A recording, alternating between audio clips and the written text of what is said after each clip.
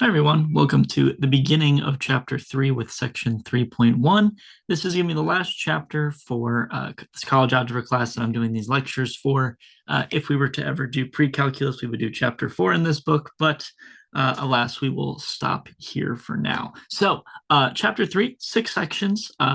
Two of those sections we're going to combine into one lecture. It just makes a little bit more sense. It it eliminates a little bit of the weird sequencing. So we'll get to there when we get there. But for now, sections 1, 2, and 3 in chapter 3 are all on their own. So what we're going to do is start with quadratic functions, and then we're going to move to polynomial functions. So quadratic functions degree 2, and then we'll work our way up to polynomials, which could be any degree. Do something a little different in 3.3, but then we start to wrap up the entire course when it comes to 3.4. So let's do quadratic functions. In chapter P, we had ax squared plus bx plus c, the expression. In chapter 1, we had ax squared plus bx plus c equals 0, the equation. In chapter 2, we had f of x equals ax squared plus bx plus c, specifically the function. But what we have here in chapter 3 is also a function, right? The name of the section is quadratic functions, but it's going to look a little different now. Okay, so this is what we call general form for quadratic functions, and we get this via completing the square. So we'll do a couple examples of this. We haven't talked about completing the square since I think 1.3. It's been a really long time, but we'll get there when we get there. But this is going to be what we focus on here in chapter 3.1, but also we'll see a couple times where we can use the original form. So standard form is that original form we used to work with, ax squared plus bx plus c, but here in 3.1 we want to focus on general form, a times x minus h squared plus k.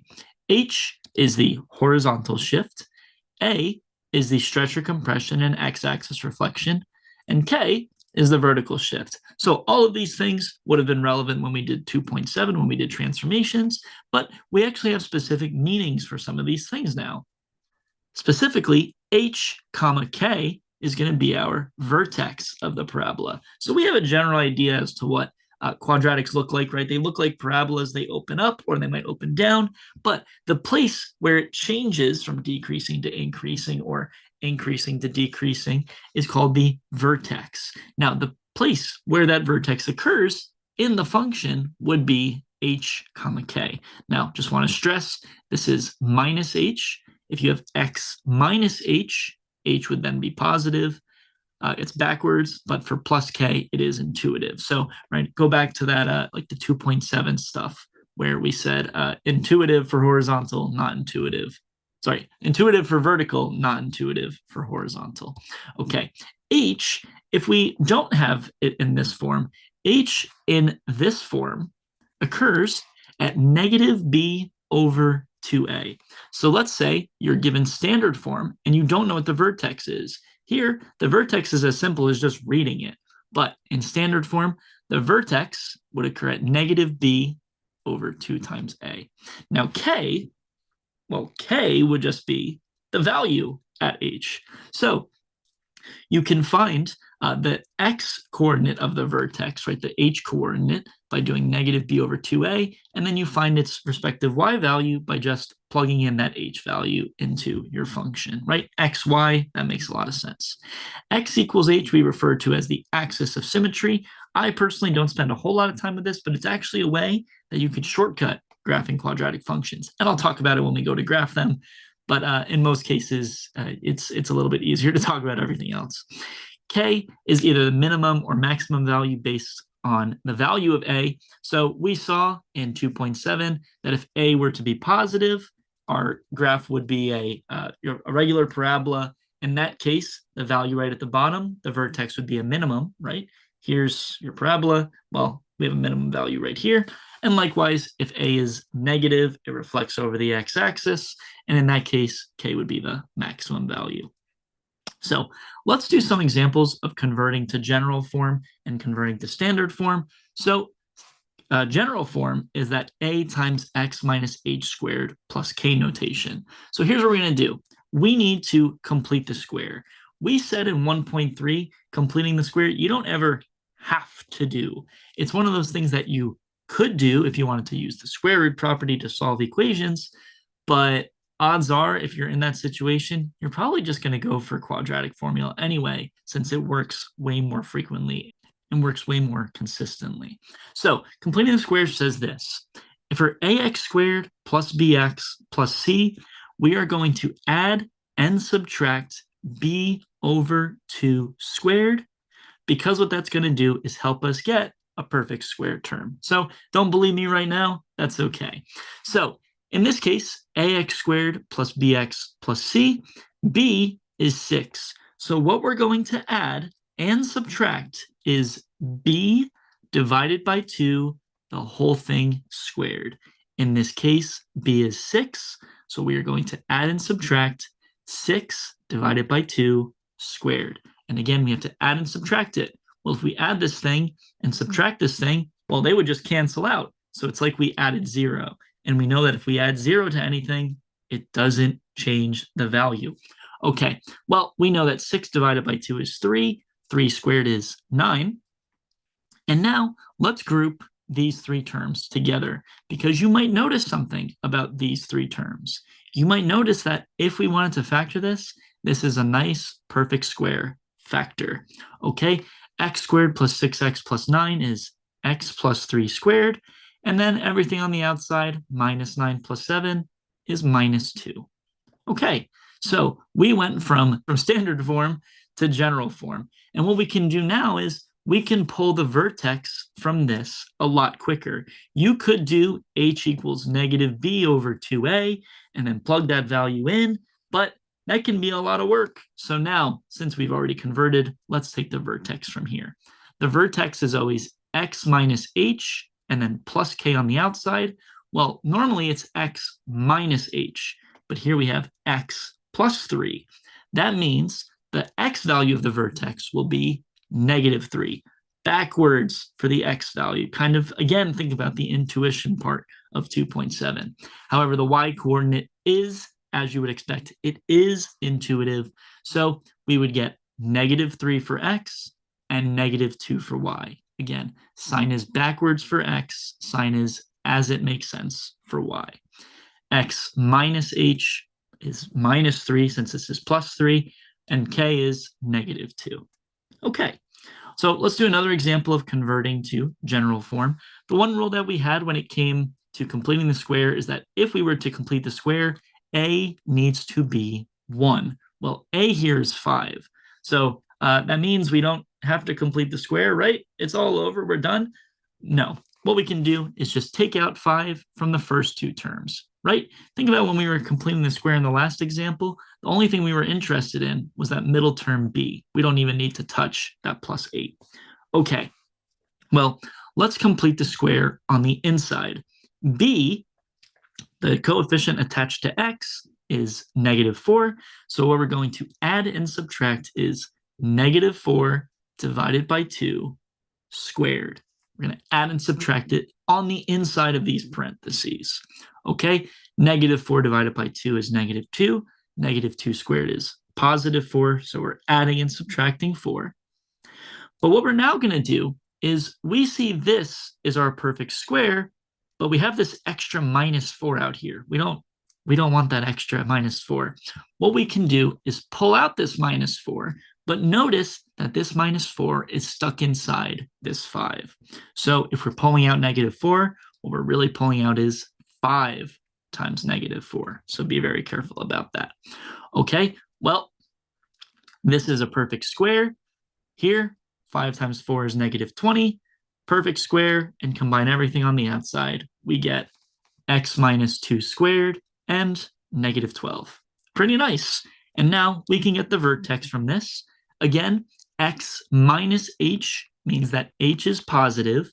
So since we have x minus 2, h is positive 2. And k, well, k is negative 12. So we get 2 comma negative 12. Again, keep in mind the quirks of the vertex stuff when it comes to hk. Okay.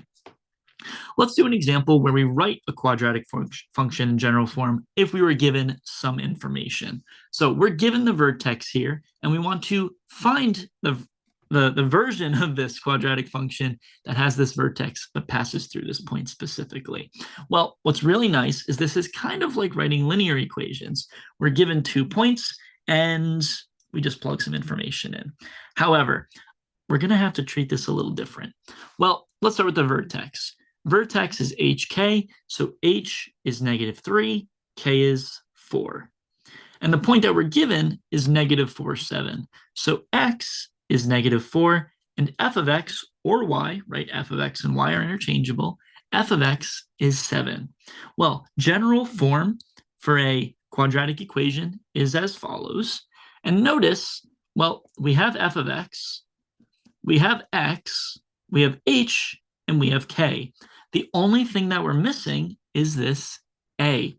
So think back to when we were writing equations of lines and we said, okay, we found the slope, we have a point, we need to plug everything in to find b. Okay, same kind of idea, except we're not looking for b anymore. Now we're going to look for a. So let's plug in all of this information that we know. F of x is 7. A, we don't know. We're going to solve for a. X is -4. H is -3. And k is +4. Okay, and now we just solve for a. -4 minus -3 is -4 plus 3. -4 plus 3 is -1. Well, -1 squared is +1, so a times 1 is just a. And then we subtract 4 on both sides to get a equals 3. All right, well, in general, this is what quadratic functions are. And when we were going to write the equation of a quadratic function, we need a, we need h, and we need k. All right, well, we just found a, h is -3, and k is 4. Last but not least, x minus -3, x plus 3. And now you see, here's where the vertex is, and that's where our stretch or compression factor is. So given some information, we can also write equations of quadratics. One more example, this was finding it in general form. If we want to find it in standard form, all we need to do is expand, right? Going from standard to general form is this weird completing the square nonsense. Well, not nonsense, but, you know, kind of a pain in the butt, right? But when we are converting to standard form, when we just want to get ax squared plus bx plus c, this is just expanding. Well, x plus 3 squared is x plus 3 times x plus 3. This is a chapter P question for us to expand this. That is x squared plus 6x plus 9. We distribute 3, and then 27 plus 4 is 31. So if you want it in general form, there it is. If you want it in standard form, I think standard form is a little bit prettier, even though it's a little less useful in some cases. That is standard form. Let's do another one of these examples. This time, vertex 1, -5, and the point is 3, -21. Well, in this case, h is 1, k is -5. The point x is 3, f of x or y is -21. So again, let's plug in all of this information into the general form for quadratic functions. Okay, well, 3 minus 1 is 2. 2 squared is 4. What we can now do is add 5 to both sides and divide both sides by 4 to get a is -4. All right, a times x minus h squared. Well, we had the vertex on the previous slide. We have a right here, so we get -4 x minus 1 squared minus 5. Not so shabby. If we want to convert this to standard form again, this is just expansion. So let's expand x minus 1 times x minus 1. Let's distribute -4. And last but not least, -4 minus 5 is -9. Not super scary. So those are some basics to quadratic functions. But what we're going to be interested in doing is graphing. All right. So for us to graph, kind of staying consistent with how we've done things in the past, let's find the vertex, y-intercept, and x-intercepts, and then graph it that way. However, there are some shorter ways that you can graph quadratic functions. I'll point them out, but I'm not going to do any of them here. So just note that there is a shorter way, but I like going this way because it covers all the information that you might be interested in a quadratic function. the vertex, y-intercept, and x-intercepts. Okay, so we have f of x equals negative 3, x plus 2 squared plus 12. Let's start with the vertex. Well, the vertex here, x minus h, so h is negative 2, and k is positive 12. Okay, point 1 down. Y-intercept, well, to find the y-intercept, don't forget that we set x equal to 0. All right, well, f of 0 says wherever we see x, write 0. 0 plus 2 squared, 2 squared, 2 squared is 4. Negative 3 times 4 is negative 12. Negative 12 plus 12 is 0. So when x is 0, y is 0. So our y-intercept is 0, 0. Well, x-intercepts, almost identical, except we're setting y to 0 or f of x equal to 0. All right, a little bit more involved. Let's subtract 12 on both sides. Let's divide both sides by negative 3. Let's take the square root of both sides, but don't forget we get plus and minus. Okay, so we get plus and minus 2. All right, when this is positive 2, 2 equals x plus 2, x equals 0. When this is negative 2, negative 2 equals x plus 2 is negative 4, right? Solving equations. Don't want to spend a whole lot of time talking about that today, but here we go. So we have two x-intercepts, negative 4, 0, and 0, 0. So we have a vertex, we have a y-intercept that happens to also be an x-intercept, and we have another x-intercept. So in general, we're going to talk a little bit more about this in the next section with polynomials. But in general, if you want to graph any polynomial function, you need n plus 1 points. Now, what is n? N is the degree of your polynomial. Again, we got to talk about that a little bit more in the next section. But what I'm getting at here is that if you are graphing a quadratic function of degree 2, you need at least 2 plus 1 points, which is 3. So if you want to graph any quadratic, you need a minimum of 3 points to be able to graph it. Now, you might need more than 3. Your vertex has to be one of those 3 points. But point is, if you know 3 points, most likely you're able to graph, especially if one of those is the vertex. But if you wanted to graph something that is cubic, you would need 4 points. Something to the 4th power, you need 5 points, and so on. Okay, so let's graph all 3 of those points. And here we go. So, and now we know this is a parabola. So there you go. That's how you would graph this quadratic. Now, I mentioned that there is a shorter way to graph, and here it is. Well, I just told you that we need 3 points to graph quadratics. One of them has to be the vertex. Okay, so think about to this last example. We found the vertex, and then we found the y-intercept. So just for a moment, ignore that we found negative 4, 0. If we have negative 2, 12, and 0, 0, what we also know is that the line, the vertical line on which the vertex lies, is the line of symmetry, axis of symmetry for quadratics. What that means is that if you know 1 point to the left or to the right of your vertex, you can reflect it over that axis to get a 3rd point.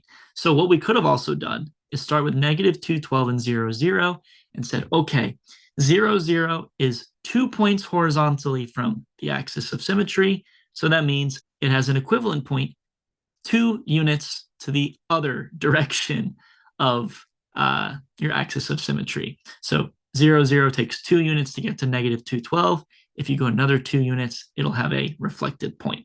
So with that said, you technically could have graphed knowing 2 points, but you could have found a 3rd point just using symmetry. Now, of course, this is only helpful if you know the vertex. If you don't know the vertex, you have no idea where this graph changes from increasing to decreasing, or in other cases, decreasing to increasing, but that is another option available to you. In my opinion, I personally think that it's very important to know how to find x and y intercepts for your functions. So that's why I prefer to graph this way.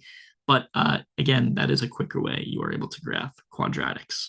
Okay, well, let's do another example with 2 times x minus 1 squared minus 4. Let's start with the vertex. Vertex x minus h, okay, h is positive 1, plus k, k is negative 4. Okay, vertex, the easy part. Y-intercept says set x equal to 0. All right, Well, wherever we see x, just write 0. 0 minus 1 is -1. -1 squared is 1. 2 times 1 is 2. 2 minus 4 is -2. So when x is 0, y is -2. Okay, so we have 2 points. And again, you know the vertex, you know the y-intercept. You can technically graph from here. But again, I think it's very important to also be able to find x-intercepts. X-intercepts say to set y or f of x equal to 0. All right, let's add 4 to both sides. Let's divide both sides by 2. Let's take the square root of both sides and just add 1 to both sides. So you would need quadratic formula technically to find these x-intercepts. So we have 2 x-intercepts that way. All right, graphing all 4 points that we know now, we can connect them just like that.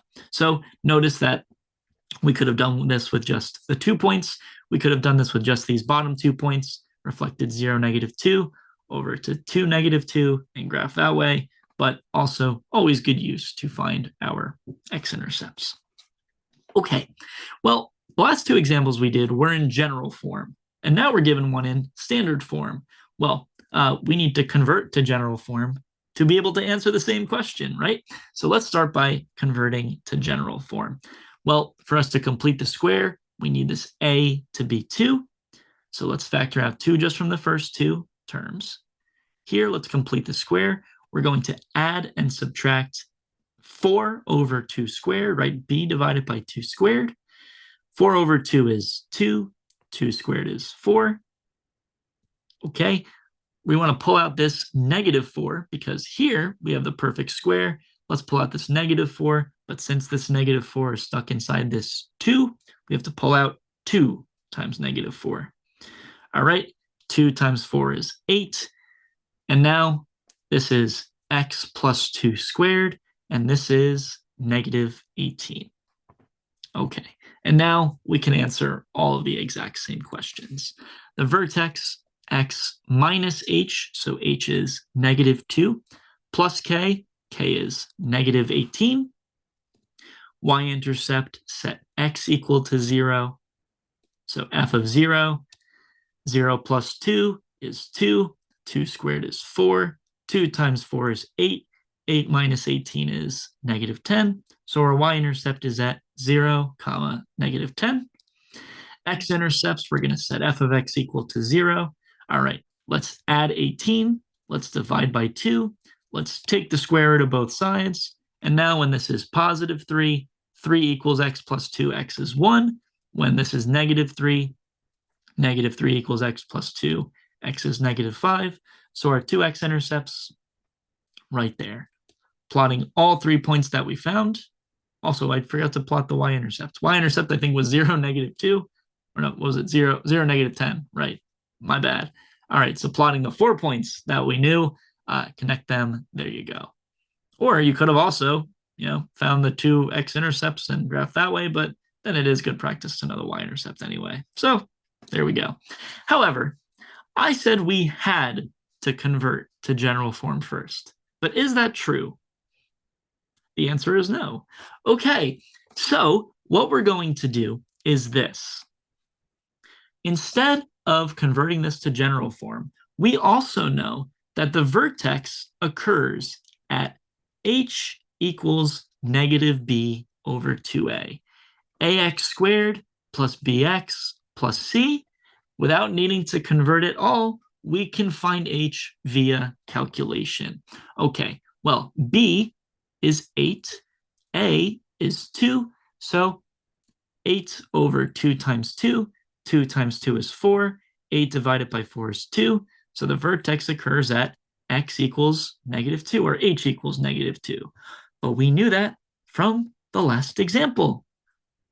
Well, how do we find k, right? We know h. How do we find k in h comma k? Well, that's just plugging in h. So when we plug in -2, 2 times -2 squared plus 8 times -2. All right, -2 squared is +4.